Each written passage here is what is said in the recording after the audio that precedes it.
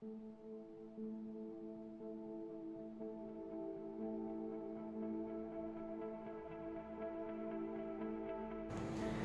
karena saat itu dia berstatus duda, maka saya kenalkan dia dengan seorang janda. Janda ini kebetulan kenalan baik saya yang secara ekonomi ya cukup mapan.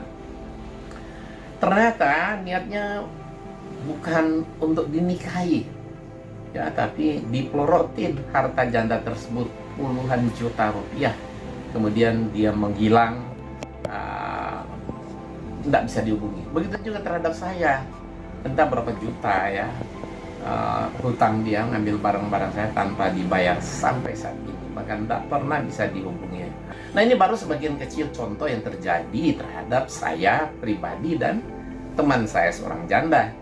Dengar-dengar dia itu punya banyak kasus di tempat lain.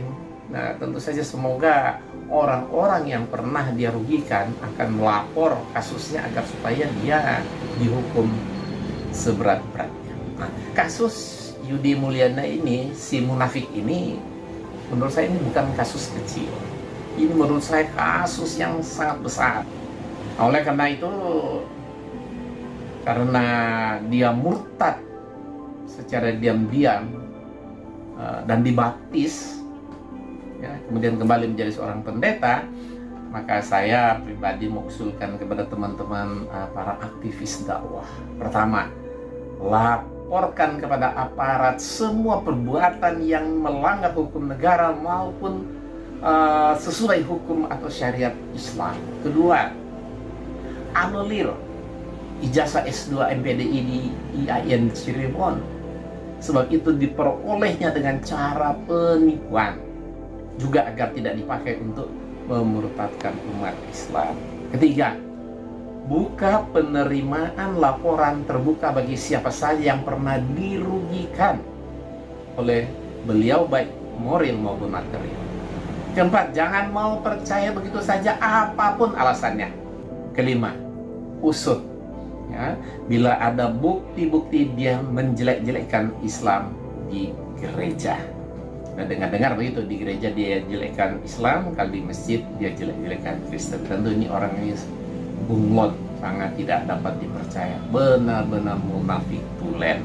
Artinya begini, sekarang kita lupakan semuanya, ya, kita mau rangkul dia sebagai saudara seiman supaya ya, beliau ini tidak terpuruk, ya, justru tidak semakin merasa dimusuhi, tetapi ada saudara-saudara yang mau berdua. Saya kira waktu ini sudah cukup lah, ya, untuk memberi hukuman kepada beliau. Saya kira statement saya seperti itu, Ustaz. Mari kita sama-sama, kita minimal kita berdoa, ya, supaya apa yang menjadi niatan baik ini bisa terwujud dalam kehidupan Bapak Yudi Mulyana.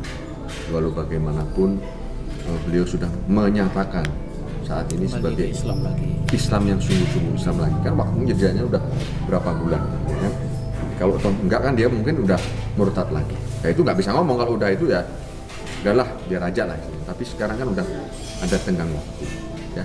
Saya kira seperti itu, dan beliau katanya juga sakit keras itu. Iya, di rumah sakit sekarang. Di rumah sakit, dan ini menjadi keprihatinan kita bersama.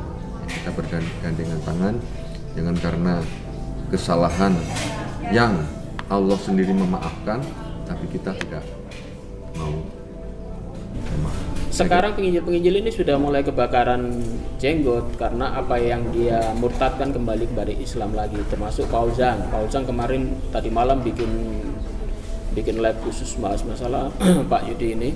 Kemudian si Layar Teologi juga membahas khusus masalah ini, dan semuanya sebetulnya kecewa.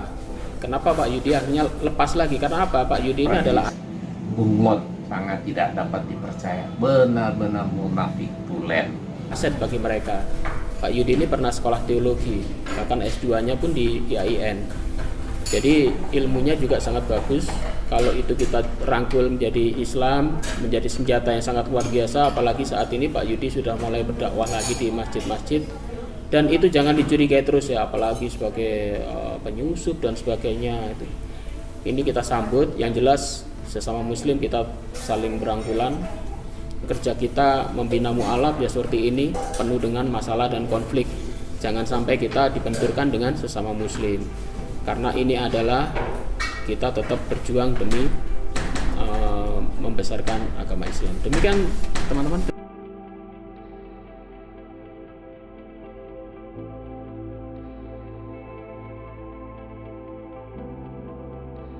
Kristen tentu ini orangnya bunglon, sangat tidak dapat dipercaya, benar-benar munafik tulen.